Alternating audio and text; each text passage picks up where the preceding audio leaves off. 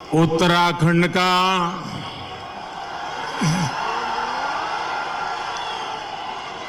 सभी दाना सयाणों,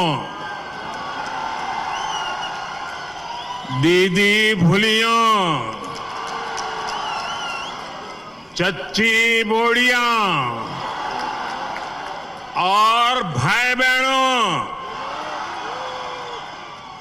आप सबू थे म्यारू प्रणाम। मिथे भरोसा है कि आप लोग कुशल मंगल होला। मैं आप लोगों थे सेवा लगन छू, आप स्वीकार करा।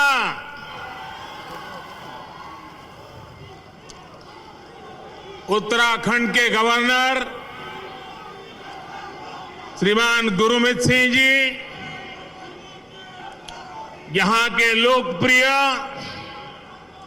ऊर्जावान मुख्यमंत्री श्रीमान पुष्कर सिंह धामी जी, केंद्रीय मंत्री परिषद के मेरे सहयोगी प्रहलाद जोशी जी, अजय भट्ट जी, उत्तराखंड में मंत्री सतपाल महाराज जी, हरक सिंह रावत जी, राज्य मंत्रिमंडल के अन्य सदस्यगण, संसद में मेरे सहयोगी निशंक जी, तीरथ सिंह रावत जी, अन्य सांसदगण, भाई त्रिवेंद्र सिंह रावत जी, विजय बहुगुणा जी, राज्य विधानसभा के अन्य सदस्य, मेयर श्री, जिला पंचायत के सदस्यगण, भाई मदन कौशिक जी और मेरे प्यारे भाई और बहनों, आप सभी इतनी बड़ी संख्या में आशीर्वाद देने आए हैं, हमें आशीर्वाद दे। आपके स्नेह, आपका आशीर्वाद, ये आशीर्वाद का प्रसाद पाकर हम सभी अभिभूत है। उत्तराखंड पूरी देश की आस्था ही नहीं, बल्कि कर्म और कठोरता की भूमि है। इसलिए इस क्षेत्र का विकास,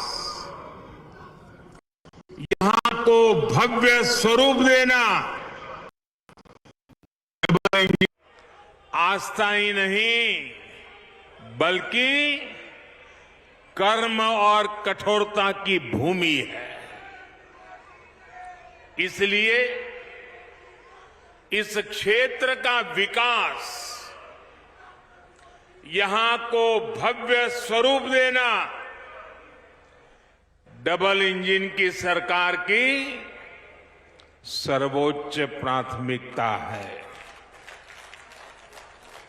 इसी भावना से सिर्फ बीते 5 वर्षों में उत्तराखंड के विकास के लिए केंद्र सरकार ने 1,00,000 करोड़ रुपए से अधिक, 1,00,000 करोड़ रुपए से अधिक, 1,00,000 करोड़ रुपए से अधिक परियोजनाएं स्वीकृत की हैं। यहां की सरकार इनको तेजी से जमीन पर उतार रही है। इसी को आगे बढ़ाते हुए आज 18,000 करोड़ रुपए से अधिक की परियोजनाओं का लोकार्पण और शिलान्यास किया जा रहा है। इनमें कनेक्टिविटी हो, स्वास्थ्य हो, संस्कृति हो, तीर्थाटन हो, बिजली हो, बच्चों के लिए विशेष तौर पर बना चाइल्ड फ्रेंडली सिटी प्रोजेक्ट्स हो, करीब करीब हर सेक्टर से जुड़े प्रोजेक्ट इसमें शामिल है। बीते वर्षों की कड़ी मेहनत के बाद अनेक जरूरी प्रक्रियाओं से गुजरने के बाद आखिरकार आज ये दिन आया है। ये परियोजनाएं इस दशक को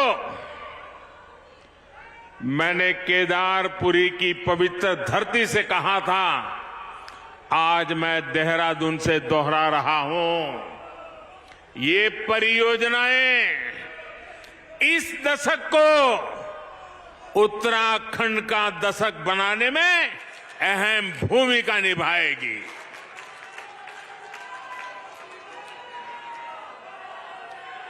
इन सभी प्रोजेक्ट्स के लिए उत्तराखंड के लोगों का बहुत बहुत अभिनंदन करता हूं, बहुत बहुत बधाई देता हूं।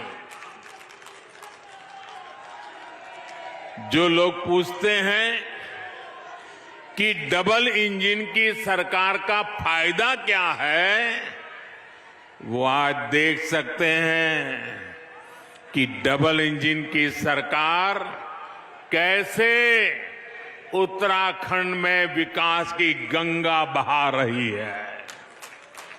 भाइयों और बहनों, इस शताब्दी की शुरुआत में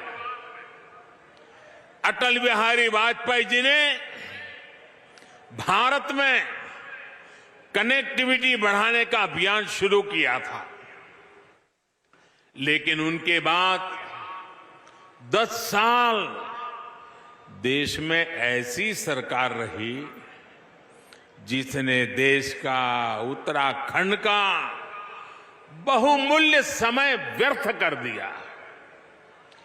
10 साल तक देश में इंफ्रास्ट्रक्चर के नाम पर घोटाले हुए, घपले हुए।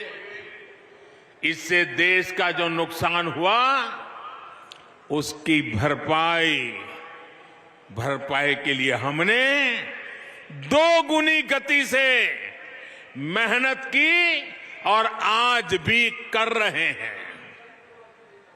आज भारत आधुनिक इंफ्रास्ट्रक्चर पर 100 लाख करोड़ रुपए से अधिक के निवेश के इरादे से आगे बढ़ रहा है। आज भारत की नीति गति शक्ति की है, 2 गुनी 3 गुनी तेजी से काम करने की है। सालों साल अटकी रहने वाली परियोजनाओं, बिना तैयारी के फीता काट देने वाले तौर तरीकों को पीछे छोड़कर आज भारत नवनिर्माण में जुटा है।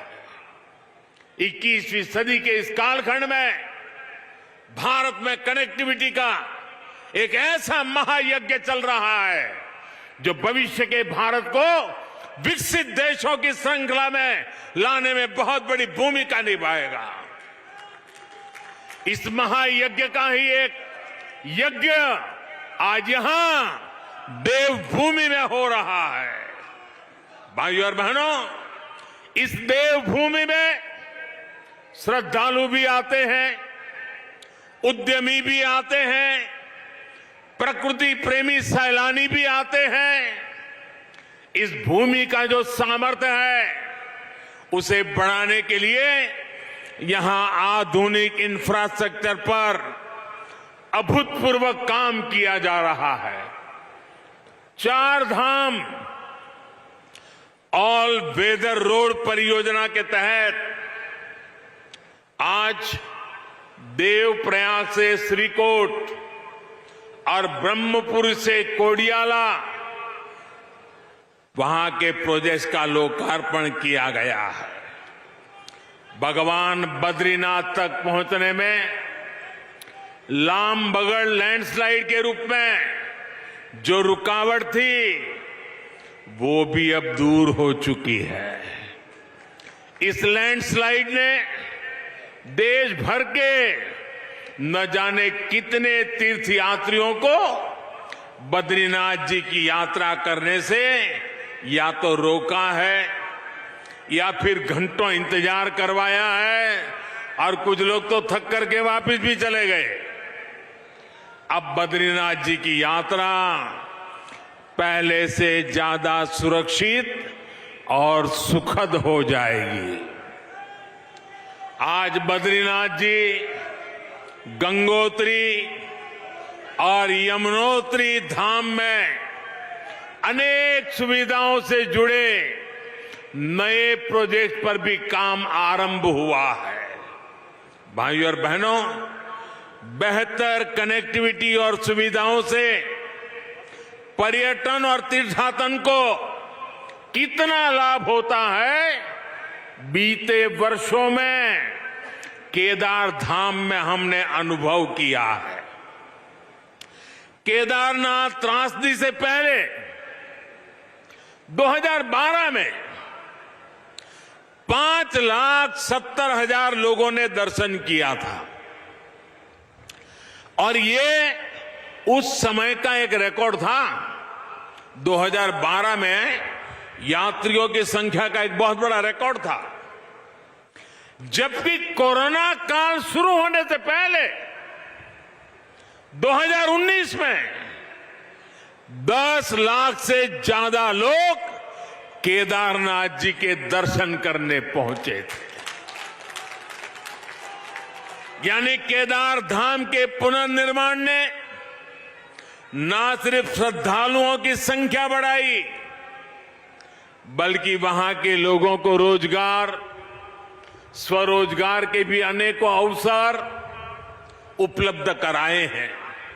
साथियों, पहले जब भी मैं उत्तराखंड आता था या उत्तराखंड आने जाने वालों से जरा मिलता था, तो वो हमेशा कहते थे, मोदी जी, दिल्ली से देहरादून की यात्रा गणेशपुर तक तो बड़ी आसानी से हो जाती है, लेकिन गणेशपुर से देहरादून तक बड़ी मुश्किल होती है। आज मुझे बहुत खुशी है कि दिल्ली देहरादून इकोनॉमिक कॉरिडोर का शिलान्यास हो चुका है। जब ये बनकर तैयार हो जाएगा तो दिल्ली से देहरादून आने जाने में जो समय लगता है वो करीब करीब आधा हो जाएगा। इससे न केवल देहरादून के लोगों को फायदा पहुंचेगा, बल्कि हरिद्वार, मुजफ्फरनगर, शामली, बागपत और मेरठ जाने वालों को भी सुविधा होगी। ये आर्थिक गलियारा अब दिल्ली से हरिद्वार आने जाने के समय को भी कम कर देगा। हरिद्वार रिंग रोड परियोजना से हरिद्वार शहर को जाम की बरसों पुरानी समस्या से मुक्ति मिलेगी। इससे कुमाऊं क्षेत्र के साथ संपर्क भी और आसान होगा। इसके अलावा ऋषिकेश की पहचान हमारे लक्ष्मण झूला, ये लक्ष्मण झूला पुल के समीप एक नए पुल का शिलान्यास भी आज हुआ है। भाइयों और बहनों, दिल्ली देहरादून एक्सप्रेसवे पर्यावरण सुरक्षा के साथ, विकास के साथ हमारे विकास के मॉडल का भी प्रमाण होगा। इसमें एक तरफ उद्योगों का कॉरिडोर होगा, तो इसमें एशिया का सबसे बड़ा एलिवेटेड वाइल्ड लाइफ कॉरिडोर भी बनेगा। ये कॉरिडोर यातायात तो सरल करेगा ही, जंगली जीवों को भी सुरक्षित आने जाने में मदद करेगा। साथियों, उत्तराखंड में औषधीय गुण वाली जो जड़ी बूटियां हैं, जो प्राकृतिक उत्पाद है, उनकी मांग दुनिया भर में है। अभी उत्तराखंड के इस सामर्थ्य का भी पूरा उपयोग नहीं हो सका है। अब जो आधुनिक इत्र और सुगंध प्रयोगशाला बनी है, वो उत्तराखंड के सामर्थ्य को और बढ़ाएगी। भाइयों और बहनों, हमारे पहाड़, हमारी संस्कृति, हमारी आस्था के गढ़ तो है ही, ये हमारे देश की सुरक्षा के भी किले हैं। पहाड़ों में रहने वालों का जीवन सुगम बनाना देश की सर्वोच्च प्राथमिकताओं में से एक है। लेकिन दुर्भाग्य से दशकों तक जो सरकार में रहे, उनकी नीति और रणनीति में दूर दूर तक ये चिंतन कहीं नहीं था। उनके लिए उत्तराखंड हो या हिंदुस्तान के और क्षेत्र, उनका एक ही इरादा रहता था, अपनी तिजोरी भरना, अपने घर भरना, अपनों का ही ख्याल रखना। भाइयों बहनों,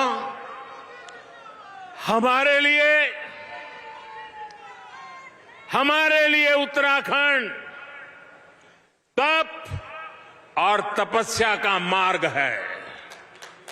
साल 2007 से 2014 के बीच जो केंद्र की सरकार थी, उसने 7 साल में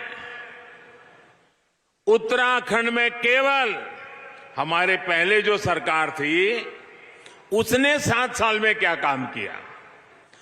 पहले की सरकार ने 7 साल में उत्तराखंड में केवल 288, 300 किलोमीटर भी नहीं, केवल 288 किलोमीटर नेशनल हाईवे बनाए थे। जबकि हमारी सरकार ने अपने 7 साल में उत्तराखंड में 2000 किलोमीटर से अधिक लंबाई के नेशनल हाईवे का निर्माण किया है। आप बताइए भाइयों बहनों, इसे आप काम मानते हैं कि नहीं मानते हैं? इसे आप काम मानते हैं कि नहीं मानते हैं? क्या इसमें लोगों की भलाई है कि नहीं है? इससे उत्तराखंड का भला होगा कि नहीं होगा? आपकी भावी पीढ़ियों का भला होगा कि नहीं होगा? उत्तराखंड के नौजवानों का भाग्य खुलेगा कि नहीं खुलेगा?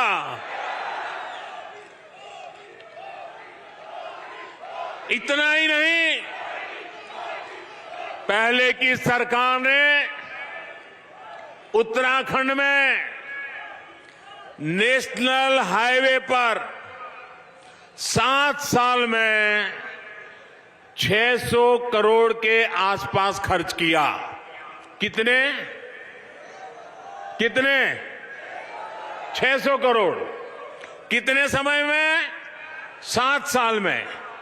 7 साल में कितना खर्चा किया पहले वालों ने? 600 करोड़। कितना किया?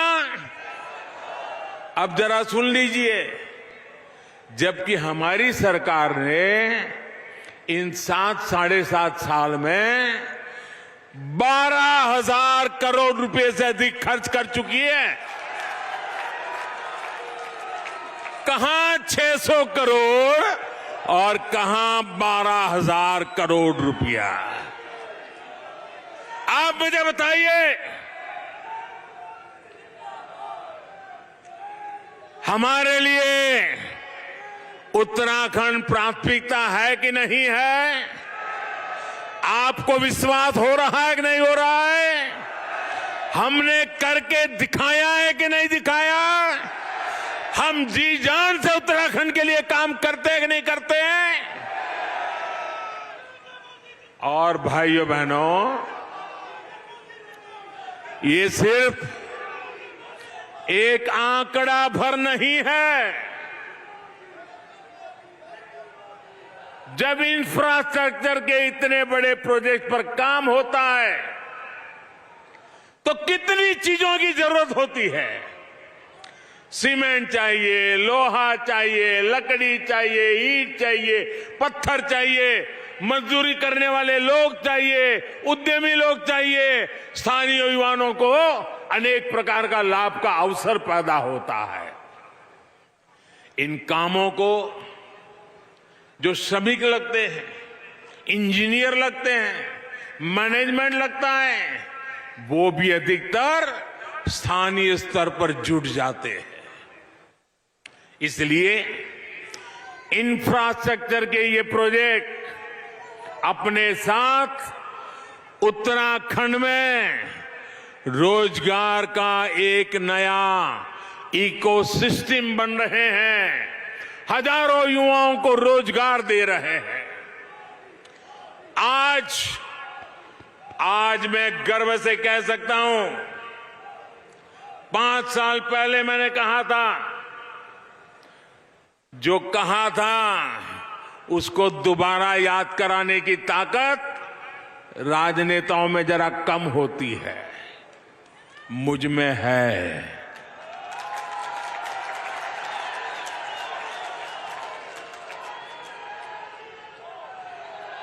याद कर लेना मैंने क्या कहा था। और आज मैं गर्व से कह सकता हूं,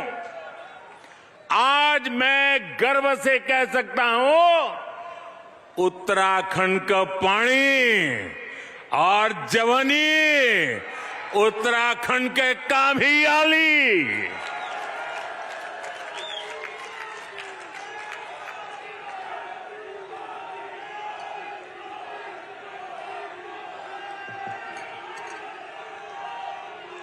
साथियों, सीमावर्ती पहाड़ी क्षेत्रों के इंफ्रास्ट्रक्चर पर भी पहले की सरकारों ने उतनी गंभीरता से काम नहीं किया जितना करना चाहिए था।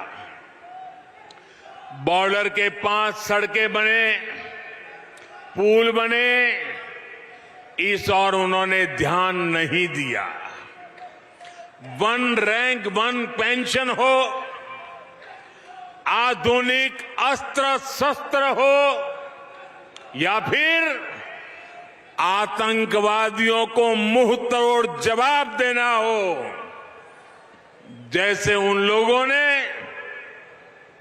हर स्तर पर सेना को निराश करने का, हतोत्साही करने की मानो कसम खा रखी थी। लेकिन आज जो सरकार है वो दुनिया के किसी देश के दबाव में नहीं आ सकती। हम राष्ट्र प्रथम, सदैव प्रथम के मंत्र पर चलने वाले लोग हैं। हमने सीमावर्ती पहाड़ी क्षेत्रों में सैकड़ों किलोमीटर नई सड़कें बनाई हैं। मौसम और भूगोल की कठिन परिस्थितियों के बावजूद ये काम तेजी से किया जा रहा है। और ये काम कितना अहम है, ये उत्तराखंड का हर परिवार, फौज में अपने बच्चों को भेजने वाला परिवार ज्यादा अच्छी तरह समझ सकता है। साथियों, एक समय पहाड़ पर रहने वाले लोग विकास की मुख्य धारा से जुड़ने का सपना ही देखते रह जाते थे।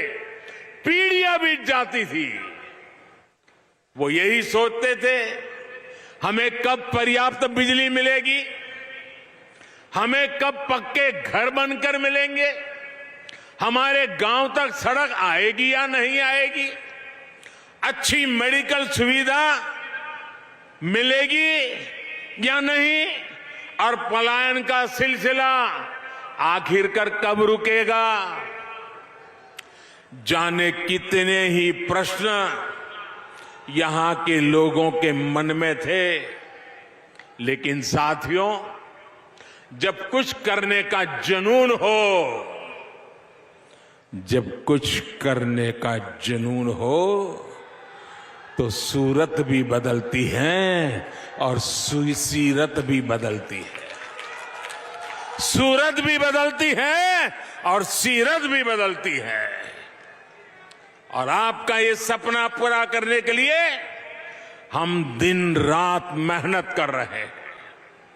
आज सरकार इस बात का इंतजार नहीं करती कि नागरिक उसके पास अपनी समस्या लेकर आएंगे, तब सरकार कुछ सोचेगी और कदम उठाएगी। अब सरकार ऐसी है जो सीधे नागरिकों के पास जाती है। आप याद करिए, एक समय था जब उत्तराखंड में 1.25 लाख घरों में, उत्तराखंड में 1.25 लाख घरों में नल से जल पहुंचता था। आज 7.5 लाख से भी अधिक घरों में नल से जल पहुंच रहा है।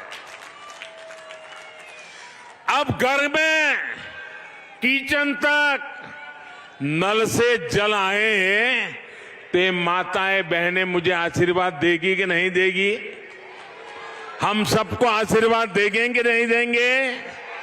नल से जल आता है तो माताओं बहनों का कष्ट दूर होता है कि नहीं होता है? उनको सुविधा मिलती है कि नहीं मिलती है? और ये काम जल जीवन मिशन शुरू होने के 2 साल के भीतर भीतर हमने कर दिया है। इसका बहुत बड़ा लाभ उत्तराखंड की माताओं को, बहनों को, यहां की महिलाओं को हुआ है। उत्तराखंड की माताओं, बहनों, बेटियों ने हमेशा हम सभी पर इतना स्नेह दिखाया है। हम सभी दिन रात परिश्रम करके, ईमानदारी से काम करके हमारी इन माताओं बहनों का जीवन आसान बनाकर उनका ऋण चुकाने का निरंतर प्रयास कर रहे हैं। साथियों, डबल इंजन की सरकार में उत्तराखंड के हेल्थ इंफ्रास्ट्रक्चर पर भी अभूतपूर्व काम हो रहा है। उत्तराखंड में 3 नए मेडिकल कॉलेज स्वीकृत किए गए हैं। इतने छोटे से राज्य में 3 नए मेडिकल कॉलेज। आज हरिद्वार मेडिकल कॉलेज का शिलान्यास भी किया गया है। ऋषिकेश एम्स तो सेवाएं दे ही रहा है। कुमाऊं में भी सैटेलाइट सेंटर भी जल्द ही सेवा देना शुरू कर देगा। टीकाकरण के मामले में भी उत्तराखंड आज देश के अग्रणी राज्यों में है। और इसके लिए मैं धामी जी को, उनके साथियों को, पूरी उत्तराखंड की सरकार को बधाई देता हूं। और इसके पीछे भी बेहतर मेडिकल इंफ्रास्ट्रक्चर की बहुत बड़ी भूमिका है। इस कोरोना काल में उत्तराखंड में 50 से अधिक नए ऑक्सीजन प्लांट भी लगाए गए हैं। साथियों, बहुत से लोग चाहते हैं, आप में से सबके मन में विचार आता होगा, हर कोई चाहता होगा उसकी संतान डॉक्टर बने, उसकी संतान इंजीनियर बने, उनकी संतान मैनेजमेंट के क्षेत्र में जाए। लेकिन अगर नए संस्थान बने ही नहीं, सीटों की संख्या बढ़े ही नहीं, तो आपका सपना पूरा हो सकता है क्या? आपका बेटा डॉक्टर बन सकता है क्या? आपकी बेटी डॉक्टर बन सकती है क्या?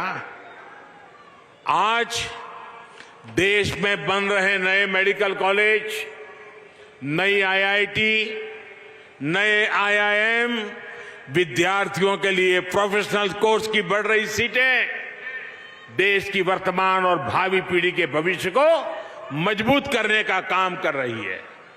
हम सामान्य मानवी के सामर्थ्य को बढ़ाकर, उसे सशक्त करके, उसकी क्षमता बढ़ाकर, उसे सम्मान के साथ जीने के नए अवसर दे रहे हैं।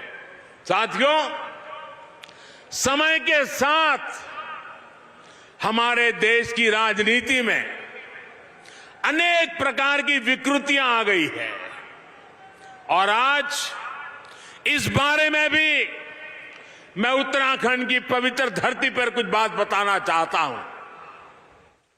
कुछ राजनीतिक दलों द्वारा समाज में भेद करके सिर्फ एक तबके को, चाहे वो अपनी जाति का हो, किसी खास धर्म का हो या अपने छोटे से इलाके के दायरे का हो, उसी की तरफ ध्यान देना, यही प्रयास हुए हैं और उसमें ही उनको वोट बैंक नजर आती है। इतना संभाल लो, वोट बैंक बना दो, गाड़ी चलती रहेगी।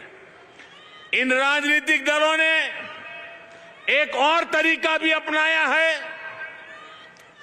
उनके ये विकृतियों का एक रूप ये भी है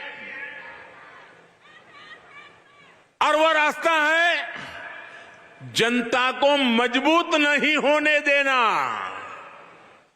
बराबर कोशिश करना कि जनता कभी मजबूत ना हो जाए।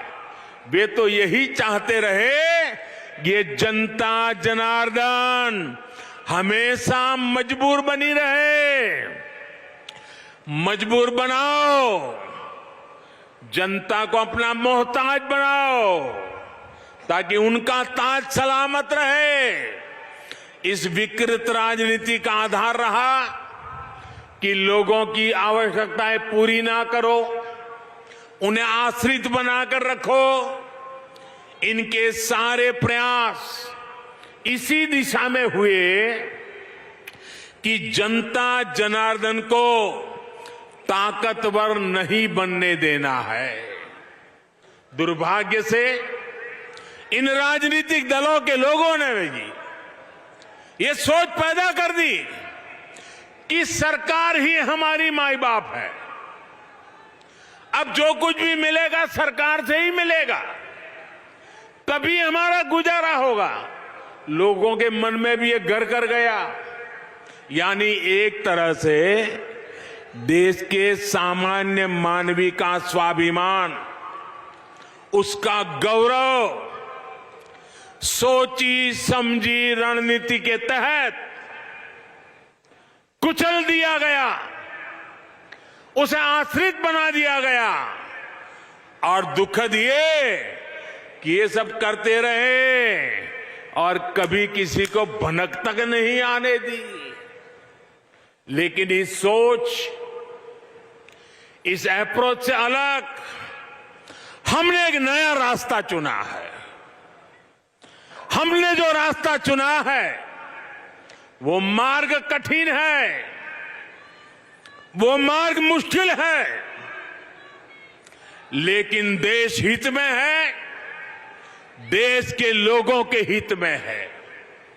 और हमारा मार्ग है सबका साथ, सबका विकास।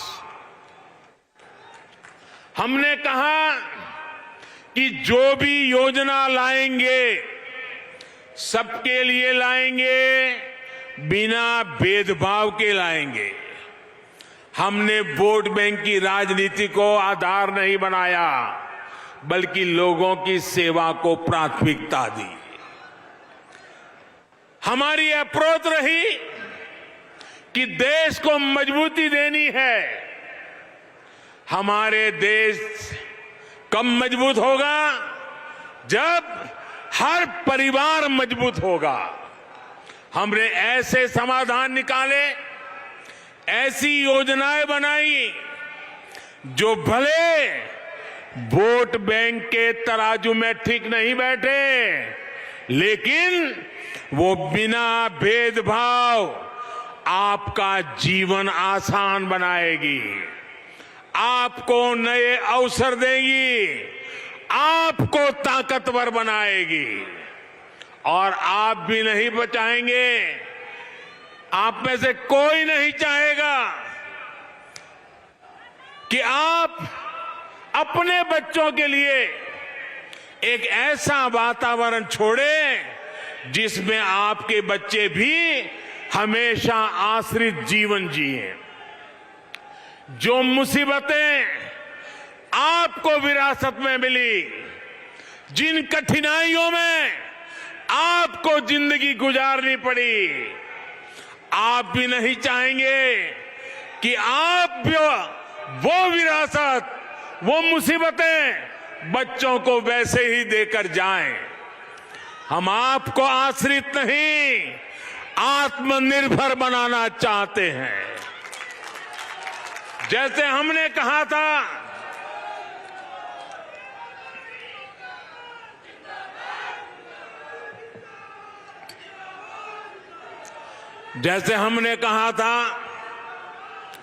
कि जो हमारा अन्नदाता है वो ऊर्जादाता भी बने, तो इसके लिए हम खेत के किनारे मेड़ पर सोलर पैनल लगाने की कुसुम योजना लेकर के आए। इससे किसान को खेत में ही बिजली पैदा करने की सुविधा हुई। ना तो हमने किसान को किसी पर आश्रित किया और ना ही उसके मन में ये भाव आया कि मैं मुफ्त की बिजली ले रहा हूं। और इस प्रयास में भी उसको बिजली भी मिली और देश पर भी भार नहीं आया और वो एक तरह से आत्मनिर्भर बना। और ये योजना देश के कई जगह पे हमारे किसानों ने लागू की है। इसी तरह हमने देश भर में उजाला योजना शुरू की। कोशिश थी कि घरों में बिजली का बिल कम आए। इसके लिए देश भर में और यहां उत्तराखंड में करोड़ों एलईडी बल्ब दिए गए, करोड़ों। और पहले एलईडी बल्ब 300-400 रुपये के आते थे, हम उनको 40-50 रुपये तक लेकर के आ गए।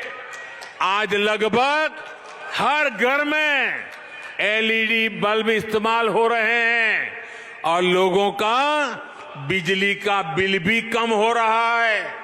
अनेकों घरों में जो मध्यम वर्ग, निम्न मध्यम वर्ग के परिवार है, हर महीने 500 से 600 रुपये तक बिजली बिल कम हुआ है। साथियों, इसी प्रकार से हमने मोबाइल फोन सस्ता किया, इंटरनेट सस्ता किया, गांव-गांव में कॉमन सर्विस सेंटर खोले जा रहे हैं, अनेक सुविधाएं गांव में पहुंची है। अब गांव के आदमी को रेलवे का रिजर्वेशन कराना हो तो उसे शहर नहीं आना पड़ता, एक दिन खराब नहीं करना पड़ता, 100-200-300 रुपया बस का किराया नहीं देना पड़ता। वो अपने गांव में ही कॉमन सर्विस सेंटर से ऑनलाइन रेलवे का बुकिंग करा सकता है। उसी प्रकार से आपने देखा होगा, अब उत्तराखंड में होम स्टे लगभग हर गांव में उसकी बात पहुंच चुकी है। अभी कुछ समय पहले मुझे उत्तराखंड के लोगों से बात करने का मौका मिला था, जो बहुत सफलता के साथ होम स्टे चला रहे हैं। जब इतने यात्री आएंगे, पहले की तुलना में 2 गुना 3 गुना यात्री आना शुरू हुआ है। जब इतने यात्री आएंगे तो होटल की उपलब्धता का सवाल भी स्वाभाविक है और रातों रात इतने होटल भी नहीं बन सकते, लेकिन हर घर में एक कमरा बनाया जा सकता है, अच्छी सुविधाओं के साथ बनाया जा सकता है। और मुझे विश्वास है उत्तराखंड होम स्टे बनाने में, सुविधाओं के विस्तार में पूरे देश को एक नई दिशा दिखा सकता है। साथियों, इसी तरह का परिवर्तन हम देश के हर कोने में ला रहे हैं। इस तरह के परिवर्तन से देश 21वीं सदी में आगे बढ़ेगा। इसी तरह का परिवर्तन उत्तराखंड के लोगों को आत्मनिर्भर बनाएगा। साथियों, समाज की जरूरत के लिए कुछ करना और वोट बैंक बनाने के लिए कुछ करना, दोनों में बहुत बड़ा फर्क होता है। जब हमारी सरकार गरीबों को मुफ्त घर बनाकर देती है तो वो उसके जीवन की सबसे बड़ी चिंता दूर करती है। जब हमारी सरकार गरीबों को 5 लाख रुपए तक की मुफ्त इलाज की सुविधा देती है तो वो उसकी जमीन बिकने से बचाती है, उसे कर्ज के चुकू चक्कर में फंसने से बचाती है। जब हमारी सरकार कोरोना काल में हर गरीब को मुफ्त अनाज सुनिश्चित करती है तो वो उसे भूख की मार से बचाने का काम करती है।